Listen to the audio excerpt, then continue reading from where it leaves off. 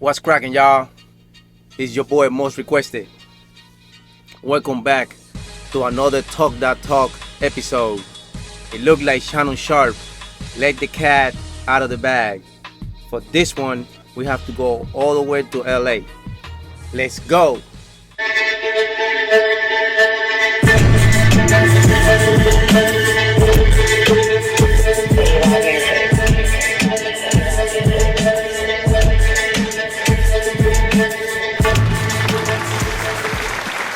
What's happening, y'all? Once again, coming back with another banger.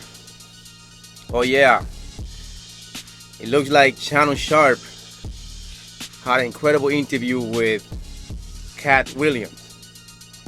And this time, Katt Williams came out swinging. This is the other side of Kirk Franklin prank. This is the reckoning. 2024. I mean, homeboy came out swinging out of the gate. He had no holds barred. Let me tell you, the interview was phenomenal. It was phenomenal. I believe that this interview is going to put Shannon Sharp in another stratosphere. If that's even a word. But anyway, the interview was great, and I'm always been a fan of Katt Williams because he's he reminds me of another individual that I follow. His name is Star, and he also have a YouTube channel. But anyway, Katt, he went in, man. He went 10 toes down, and he wasn't holding back. I mean, he was talking. Obviously, Shannon Sharp was asking him questions, and he was answering the question with a dialogue after the question, with the answer. So, I mean, he went after Kevin Hart. He went after Ricky Smiley, goofy ass, Michael Blackstone, Steve Harvey, Cedric the Entertainer, a few more, Faison, a few more. But the way that he started, the way that they started the interview, it was really interesting because I didn't know that part of Katt Williams. And he started, obviously, how he started the comedy and stuff like that, but I didn't even know that this guy he's so smart and so insightful. He reads a lot of books, and he was like, I'm not gonna say a baby genius, but he was already, they was trying to accept him in college from an early age. But his story is very compelling because I guess he didn't get along with his father because religious purposes and stuff like that.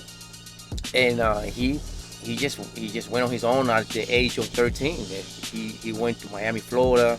He said he was living in Coconut Grove, and he went through a period of learning people. In other words, and knowing what not to do. You know what I'm saying? As far as getting hooked on drugs and stuff like that. But yeah, the dude was really exposing how the Hollywood machine operates, man. You know what I'm saying? And sometimes we hear that from other people online and stuff like that, and people be talking about the crazy parties and the crazy things that is going on in Hollywood and other places, powerful places like that. And you kind of take it with a grain of salt, because you say, well, this person probably is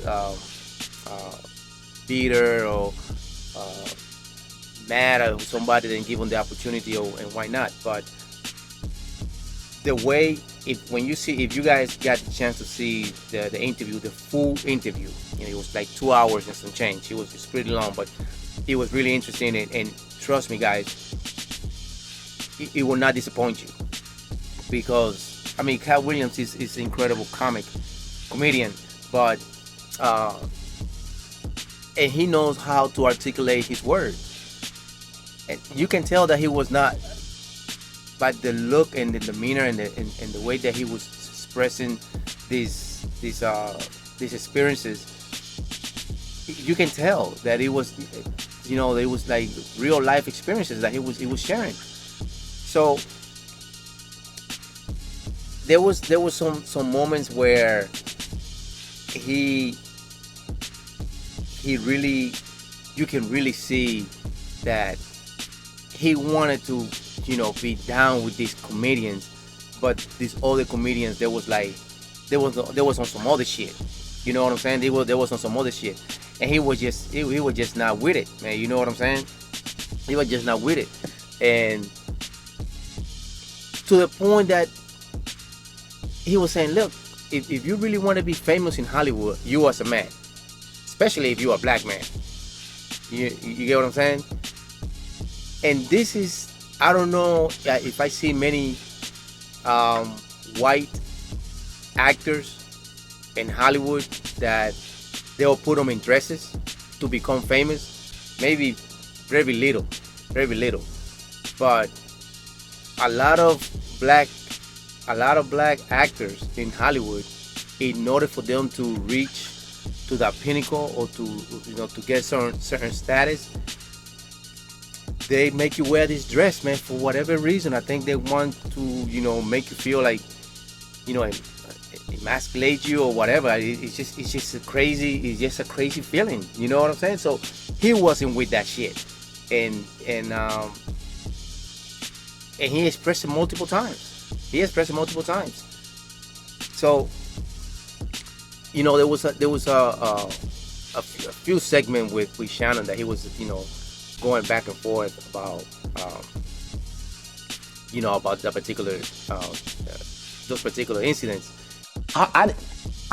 They canceled me for talking about Harvey Weinstein before the thing came out, but he offered to suck my penis in front of all my people at my agency. What am I supposed to do? He did all of that. I'm thinking I'm the only black person on the script. I get there, there's 3 other black guys on there. Woo! Huh. So you wonder what they did to get there? I told him no. What y'all do? And he says, those stories that I'm telling you, I was involved in each of these stories. So that means that this nigga got receipts. This nigga got receipts. This nigga got fly itineraries. His nigga got bill of landing. He got he got them all. So and then after he finished the interview, I guess a few hours later, of course the Michael Blackstones of the world, they replied back saying some things, but they didn't really negate any of the stuff that he was saying. Yeah, Ricky Smiley said some things, but they didn't negate nothing that Katt Williams was saying, because these witnesses that was there, these people choose not to talk, because a lot of these actors and actresses and people that works around these actors that have, they paying you. You don't really want to burn your accessibility to them. It's your part of your job. But Katt Williams is like, I'm not playing by their rules. Their rules are fucked up. And basically he was saying what they're doing is wrong. You know what I'm saying? Like, listen, he said it. If you want to be a part of the, like, a membership, you know what I'm saying? In other words, you just have to get fucked. Yeah, basically, you know what I'm saying? Either that or you gotta suck somebody off or whatever. And basically, you become a homosexual. Who gonna turn down 50 million? Now, I've had to turn down $50 million 4 times. 4 times. Just to protect my integrity and that virgin hole I was telling you about. Right. Because P. Diddy be wanting the body. And you gotta tell him no. You got to tell him no. I did. I did. See, I got the receipts for everything I'm teling you. That's why I can say them so freely. Can I need another one? You here? Get you another one. Thank you, sir. Thank you. And that's really sad. And it's very not. It's a very few men in Hollywood that stand on principles. You know what I'm saying? And stand on business about their craft. Because it's very easy. It's very easy to say, you know what? I'm behind closed door. Nobody's going to know this. That you're going to know. You're going to know the bullshit that you did with, you know what I'm saying, to tarnish your reputation. And now this other person that you did this horrendous act, sexual act against your will, just because you wanted to get paid or you want to become a millionaire or you want to become famous. They're going to be holding this over your head for the rest of your life. And this is what you want. And then who's to say? What are you going to do? You know, these people have ways of shutting you down. Listen, you guys remember that when David Chappelle also he went to Africa, he went to the journey to Africa and stuff like that, and a lot of us were saying, oh, this guy's going crazy, because when he made that deal, I think he was making a deal with Netflix or some shit like that, and they didn't want to give him the money. They didn't want to give him the money that he was asking for. Before he got to his house, there was already news on the internet that David Chappelle was acting erotic in the streets of Los Angeles, which was a lie. You know, so they got ways to, you know, to fuck with your life like that. And of course, sometimes the first thing that you hear, you bound to believe that, unless the other person is willing to say, no, this is not what happened. This is what happened. So, and this is what I'm saying about Katt Williams. Katt Williams, they've been talking so much shit about him that a lot of people didn't know what was the story and what was the reason why he talked about these other comedians the way he talks, because they did him wrong, and he tell them to his face. He tell them to their faces. You get what I'm saying? So that man right there, man, is incredible human being. And if you hear his life story, it's like, man, this man doing more for humanity than any of those guys put together. You get what I'm saying? So, I mean, the way that the interview went, man, I love the way they conducted the interview. It was a lot of information in the interview. So I would recommend you guys to watch the interview. Hey guys, listen. Don't forget to smash the like button, and when you ring the notification bell, select all so you can get update every time I release new video content.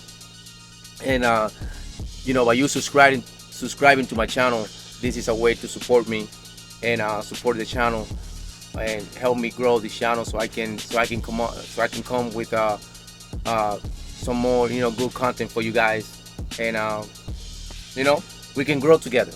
I appreciate your help, and thank you.